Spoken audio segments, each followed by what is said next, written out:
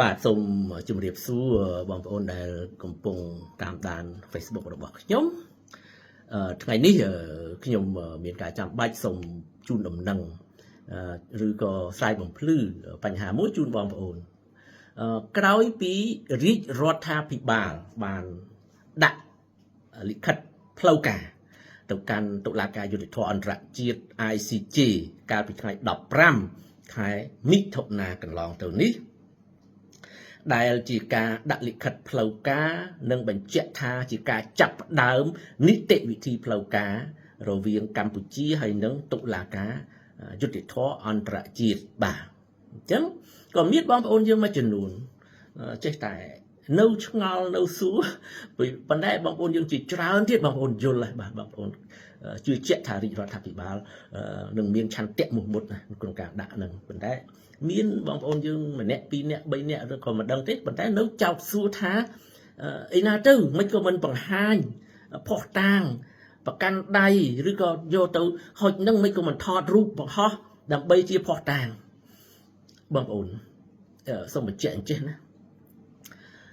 តើយល់អំពីនីតិវិធីរបស់តុលាការយុត្តិធម៌អន្តរជាតិបាទរាល់ដំណើរការនីតិវិធីនឹងគឺជាការសម្ងាត់ដែលយើងត្រូវតែគោរពយើងអត់អាចទៅហុចហើយថតរូបមកបង្ហោះឬក៏យកលិខិតប្រកាន់ដៃឆ្លើយតបឲ្យមកបង្ហោះជាសាធារណៈបានទេនេះគឺជាគោលការណ៍របស់តុលាការហើយយើងដាច់ខាតត្រូវតែគោរពពីព្រោះយើងទើបតែចាប់ផ្ដើមនីតិវិធីហើយនីតិវិធីហ្នឹងនឹងមានជាបន្តបន្ទាប់ដែលយើងត្រូវធ្វើការជាមួយនឹងតុលាការហ្នឹងបាទហើយរាល់ការវិវត្តនីមួយដំណាក់កាលមួយទៅដំណាក់កាលមួយហ្នឹងគឺថារាជរដ្ឋាភិបាលនឹងផ្ដល់ដំណឹងបាទជូនដល់បងប្អូនយើងជ្រាបជាបន្តបន្ទាប់បាទអញ្ចឹងសូមបងប្អូនយើងរងចាំបន្តិចបាទដើម្បីទុកពេលឲ្យរាជរដ្ឋាភិបាលដំណើរការនីតិវិធីហើយអ្វីដែលយើងអាចផ្សព្វផ្សាយជូនបងប្អូនបានយើងនឹងផ្សាយជូនបងប្អូនហើយបាទប៉ុន្តែជាការសម្ងាត់យើងអត់អាចផ្សាយជូនបងប្អូនបានទេនៅថ្ងៃ23នេះខែមិថុនាយើងសប្តាហ៍ក្រោយនេះគណៈកម្មការរៀបចំពាក្យបណ្ដឹងនឹងប្រជុំទៀតថាបាទប្រជុំដើម្បីពិភាក្សាហើយនឹងជជែកដើម្បីបន្តការនីតិវិធីជាមួយនឹងតុលាការអញ្ចឹងសូមបងប្អូនយើងតាមដានហើយរាជរដ្ឋាភិបាលនឹងផ្ដល់ព័ត៌មានជូនបងប្អូនយើងពីដំណាក់កាលមួយទៅដំណាក់កាលមួយឲ្យបានជ្រាបបាទពីព្រោះនេះជារឿងជាតិទាំងអស់គ្នារឿងបូរណភាពទឹកដីបាទមិនមានការលាក់លៀមទេហើយបើសិនជាបងប្អូន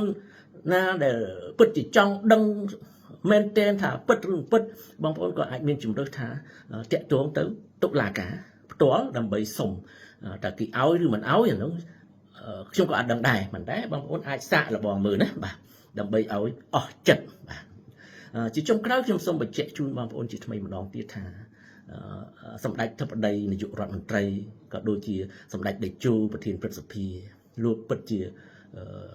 មានឆន្ទៈមោះមុតអត់ត្រឡប់ថយក្រោយទេបាទក្នុងការលើកយករឿងហ្នឹងទៅតុលាការយុត្តិធម៌អន្តរជាតិពីព្រោះយើងដោះស្រាយទ្វេភាគីនឹងវាអស់ចិត្តហើយយើងអត់ចង់មានទំនាស់នឹងកើតមានអូសបន្លាយតទៅទៀតសម្រាប់កូនចៅជំនាន់ក្រោយចឹងហើយបានជាយើងសុខចិត្តយករឿងហ្នឹងទៅតុលាការអញ្ចឹងសូមបងប្អូនយើងស្ងប់ចិត្តហើយចាំព័ត៌មានដែលរាជរដ្ឋាភិបាលនឹងផ្ដល់ជូនជាបន្តបាទសូមអរគុណ